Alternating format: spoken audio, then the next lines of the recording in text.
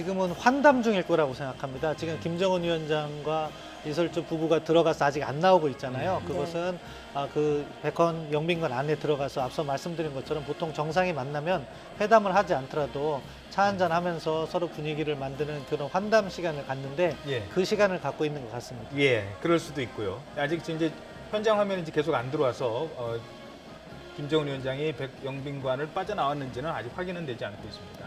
뭐 큰 중요한 사항은 아니니까요. 아마 화면으로 곧 확인이 될 것 같습니다. 이 전체적인 오늘 첫 행사 큰 무리 없이 그리고 뭐 특별한 뭐 이상 없이 잘 진행이 되고 있는 것 같습니다. 네, 북한의 준비 상황은 어떻게 보십니까? 예, 잘 된 것 같고요. 왜냐하면 이번 회담이 급박했거든요. 왜냐하면 정의용 실장이 5일 날 갔다 오면서 일정을 확정했거든요. 특사로 다녀오면서요. 그렇죠. 그러면 18일이면 우리는 한 2주 정도 시간인데 북한은 더 급했어요. 왜냐하면 그 사이 구구절이 껴 있었거든요. 그러면 김여정 부부장이 아마 구구절 총괄 행사를 했을 텐데 그러니까 정의용 실장 갔을 때 김여정 부부장이 없었거든요. 총괄 때문에. 그렇게 본다 그러면 시간은 북한의 입장에서도 매우 없었죠. 촉박한 시간이었죠. 근데 현재까지 보면 나름대로 치밀하게 준비를 한 것 같고요. 그렇기 때문에 지금 봄에 얘기했던 가을에 평양에 오시면은 융숭하게 대접을 하겠다 하는 말은 지키고 있는 것 같습니다. 근데 아마 이제 좀 지금부터는 좀 답답하겠네요. 이제 지금 생중계되는 그림은 여기까지일 것 같거든요. 네. 이제 그러면은 이따 저녁 때 환영 만찬 때까지는 그림이 안 나올 수도 있죠. 예, 이제 시차를 두고 현장 화면을 계속 들어올 것 같습니다. 이제 중요한 건 이런 뭐 어떤 의전 또는 형식적인 것도 중요하지만 제일 중요한 거는 회담의 내용 아니겠습니까? 뭐 그동안 계속 짚어봤습니다만 짧게 그것만 더 짚어보도록 하죠. 세 가지 의제, 남북관계 개선, 뭐 그동안 계속 나왔던 거지만 뭐 경협이라든가 관련되는 부분. 두 번째는 군사적인 문제, 긴장 완화. 세 번째가 이제 가장 중요한 비핵화 부분인데 문재인 대통령이 결국 비핵화 얘기를 안 할 수는 없는 거고 북한의 현재 핵에 대해서 언급을 해야 되고 게다가 김정은 위원장은 거기에다가 신고 또는 뭐 어떤 뭐 이런 부분까지 얘기를 해야 되는 리스트 이 정도는 얘기를 해야 되는 그러면 플러스 A 플러스 줄 수 있다라고 제가 칼럼에 쓰신 걸 또 읽어봤습니다. 그 부분 설명 좀 해주시죠. 지금 그러니까 우리가 운전자의 역할을 한다, 촉진자의 역할을 한다. 그걸 하기 위해서는 지금 막혀 있는 상태를 뚫어주는 역할을 해야 되는 거죠. 다리로 찾으면 가운데 징검 다리를 만들어 줌으로써 서로 만날 수 있는 계기를 만들어 줘야 되는데 그 부분이 북한은 종전선언을 요구하고 있고 미국은 핵리스트를 요구하고 있는 겁니다. 근데 서로 팽팽하게 상대가 먼저 내놓으라고 하는 그런 상황이기 때문에 우리는 이것을 조종해 주는 거죠. 그래서 그렇다면 이 신뢰의 문제이기 때문에 한국이 들어가서 이 신뢰를 증폭시켜 주는데 북측에게서 너희들 지금 핵리스트를 내놓지 못하겠다면 우리한테 핵리스트를 내놓겠다는 이야기를 해라. 네. 그럼 우리가 그걸 가지고 미국을 설득해서 종전선언을 주겠다. 그렇게 해서 뭐 동시교환을 한다든가 하는 방식으로 이렇게 발전을 시켜나가면은 그 정도면 폼페이오 국무장관이 다시 북한을 방북할 수 있다고 생각하거든요. 그런 어떻게 보면은 막혀 있는 것을 뚫어주는 역할을 하는 것이 중요하고 그렇기 때문에 김정은 위원장 육성으로 뭐 신고할 수 있다. 뭐 종전선언을 내놓으라 이런 얘기는 전 붙여도 된다고 생각합니다. 하지만 그런 의지가 있음을 이렇게 피력을 한다면은 우리 정부의 역할을 인정받을 수 있다. 그 정도면 전 A 플러스다 생각합니다. 김정은 위원장이 직접 핵시설 신고 검증을 수용한다 뭐 이런 예, 얘기가 그 부분은 나온다면 미국 같은 경우에는 지난번에도 정의용 특사를 통해서 전달된 게 정확하지 않고 약간 바뀔 수가 있었던 경우가 있었어요. 연합군사 훈련이. 네. 그러니까 직접 듣고 싶어 할 겁니다. 그런 의미에서 전 세계에서 또 미국에서 트럼프 대통령이 상당히 이번 회담을 주목하고 있을 것 같은데. 그림을 종합해 보면요. 정의용 실장이 특사단 갔다 온 다음에 얘기할 때 평양에서 남북 관계도 얘기했지만은 비핵화의 실천적인 조치를 협의한다 이렇게 말했습니다. 예. 그리고 천혜성 차관이 SDD 서울안보대화에서 13일 날 발제를 통해서 실질적인 비핵화 조치를 협의한다 이렇게 말했거든요. 그리고 문재인 대통령께서는 미래핵 현재핵이라는 표현을 썼어요. 예. 근데 그 안에는 과거핵도 들어있습니다. 그렇죠. 핵물질, 핵무기, 생산시설은 현재핵입니다. 그리고 마지막에 중요한 말씀을 하셨는데 유영찬 수석이 아까 10시였던 거예요? 그 브리핑을 할 때 지금 문 대통령이 출발하기 전에 북미 대화가 재개만 되는 것도 큰 의미가 있다 이렇게 말했거든요. 예. 그러면 북미 대화가 재개될 수 있는 미국이 이 정도면 대화를 재개할 수 있다는 모종의 조치를 이번에 한다는 거고요.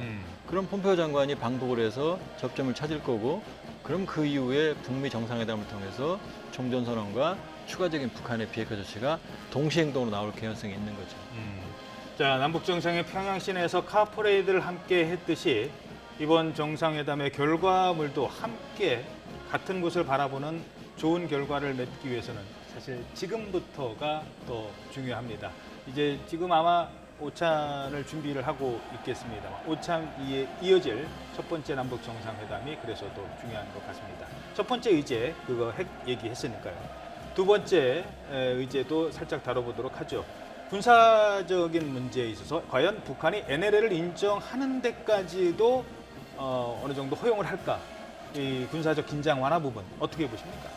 아직 뭐 지난주에 있었던 장성급 회담의 결과가 정확하게는 다 공개되지 않았지만 NLL 문제, 북방 한계선 문제로 약간 양측에 이견이 있었고 그래서 새벽 3시까지 격론을 벌인 그런 과정이었습니다.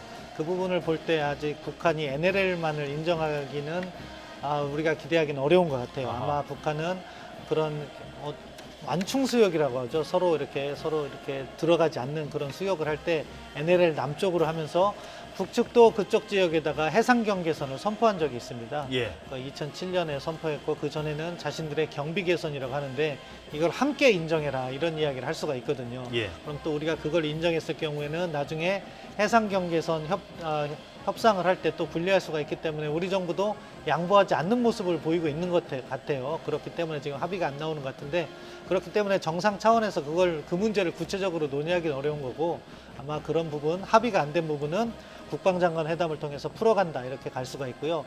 대신에 이제 우리 군사분계선과 비무장지대 이것과 관련해서는 많은 논의가 진전이 있었다고 하니까 지피 문제는 그 부분에 있어서는 구체적인 합의 그리고 또 더 진전이 있다면 뭐 JSA 그 비무장화도 이미 나온 얘기이기 때문에 최근 들어서 들리는 것은 서로 충돌 방지를 위해서 감시를 덜 한다는 차원에서 일정 구역 기간 동안 뭐 비행 금지 구역을 설정한다 이런 이야기도 흘러나오는 것 같은데 아직 확인은 안 돼서 말씀드릴 수는 없지만 그런 것도 진행이 된다면은 그 공간의 범위라든가 비핵화의 진전에 따라서 의미 있는 조치다 이렇게 평가할 수 있겠습니다. 네, 최근에 남북이 군사 실무회담을 상당히 오랜 시간 갖기도 했었거든요.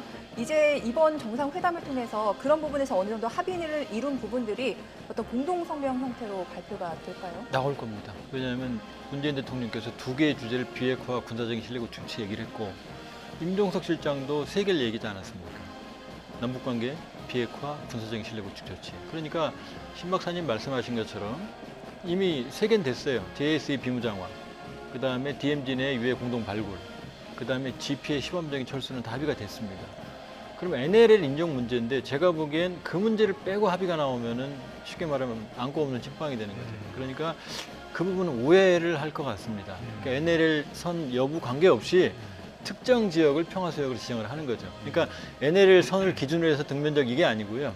특정 지역을 평화수역화하는 방법으로 우회하는 방법이 있거든요. 그리고는 그런 내용들을 담는다고 그러면 이것을 없는 지붕으로 군사 분야의 포괄적인 합의, 이 정도가 되고 이것을 실질적으로 가동하는 군사 공동위원회가 지금 없거든요. 네. 그 가동 정도, 이 정도는 그림이 나올 것 같습니다.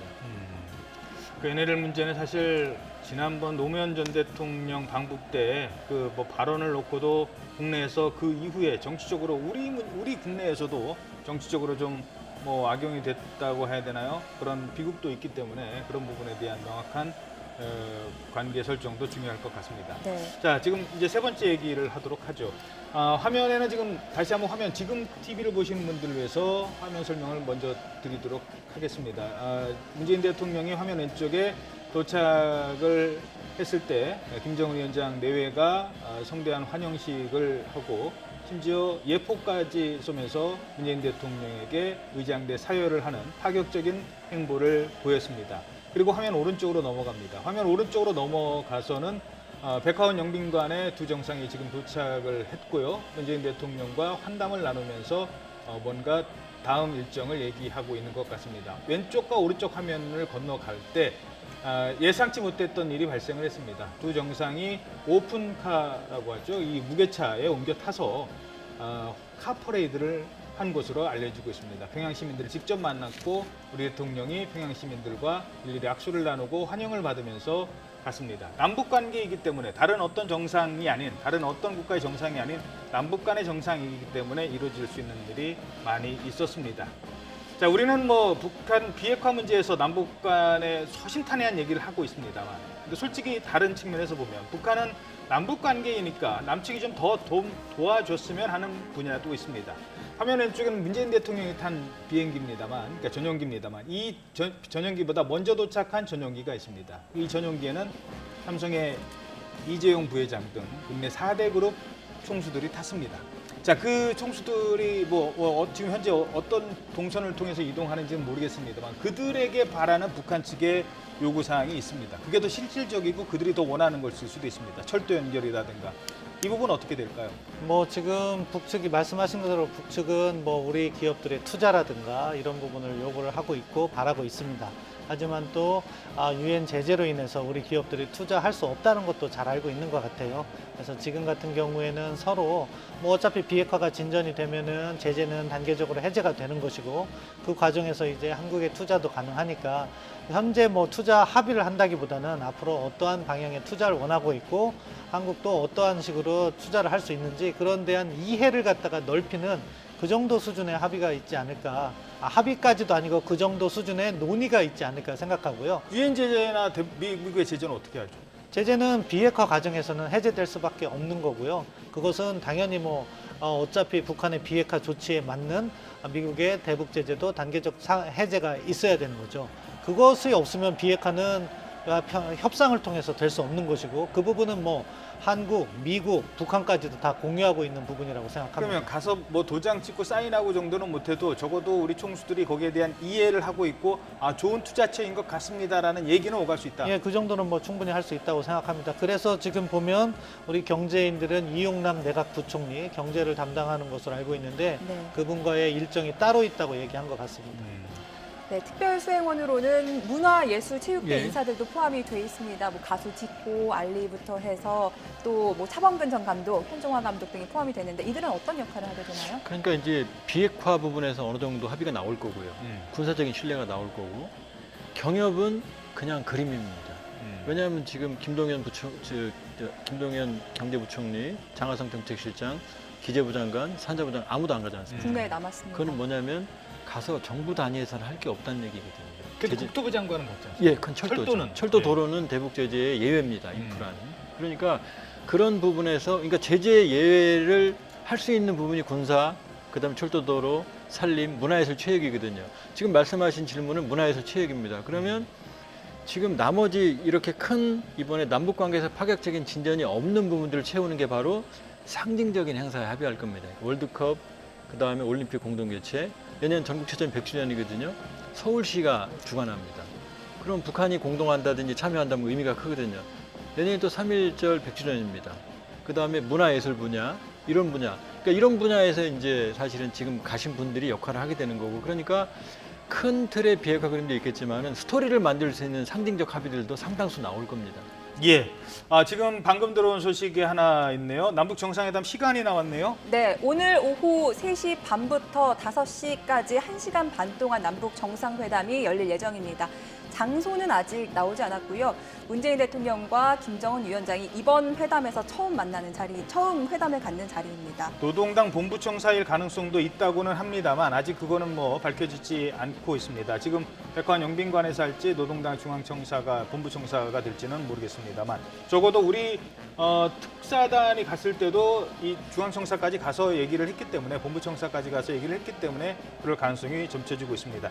시간이 조금 늦어진 것 같아요. 정상회담이 아마 일정이 좀 늦어졌기 때문인 것 같아요. 예, 그런 일정 저희가 하긴 2시부터 3시 정도로 예. 출정을 했었는데 뒤로 미뤄졌다는 것은 아마 오찬이 변화될 수도 있다고 봅니다. 저는 아직 김정은 위원장이 나온 게 확인이 안 되고 있잖아요. 그럼 그 과정에서 원래는 별도 오찬이 되었는데 우리 측이나 김 위원장 측에서 제안을 해서 합동 오찬으로 간다면은 시간이 더 길어질 수도 있는 거고요. 아니면 지금 만약에 차량이 대기하는 거로 봐서는 김정인 위원장이 나오긴 나올 것 같은데 네, 이게 아무튼 조금 전의 화면이고요. 환담이 지금 지금 화면은 알 수가 만약에 없습니다. 환담이 진행되고 있다면 그 환담으로 인해서 다른 일정은 항상 정상회담은 그렇죠. 정상의 중심이기 때문에 그렇죠. 정상 간의 환담이 길어지면 다른 건 또 조정이 돼야 되는 예. 거고 그래서 자연스럽게 지연될 수 있다고 근데 봅니다. 저기 또 하나 관전 포인트는요. 1시간 반밖에 안 되거든요. 회담이. 어, 만일에 그렇네. 쟁점이 있다고 2시간 그러면은 2시부터 하고 끝을 모르는 회담으로 가야 되는데 네. 지금 1시간 반으로 정해져 있거든요. 내일 또 해서 그럴까요? 이미 큰 틀은 정해져 있다고 봐야죠. 오늘 내일 정해진 시간 물론 이제 저녁에 환영 만찬도 있고 공연도 있고 하지만은 시간이 딱 정해져 있지 않습니까? 급하면 한 2시부터 해야죠. 예. 그렇기 때문에 기본적인 합의는 된 것 같다 이렇게 보는 거죠. 알겠습니다. 자, 문재인 대통령이 순안공항 도착부터 백화원 영빈관 도착까지 장면 저희들이 생중계로 뉴스특보를 통해 전해드렸습니다. 네, 조한범 통일연구원 선임연구위원, 신범철 아산정책연구원 안보통일센터장과 함께했습니다. 감사합니다.